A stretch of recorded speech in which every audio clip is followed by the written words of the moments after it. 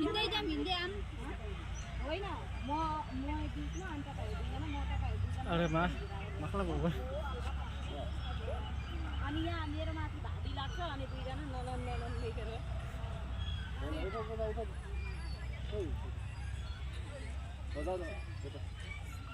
आउनु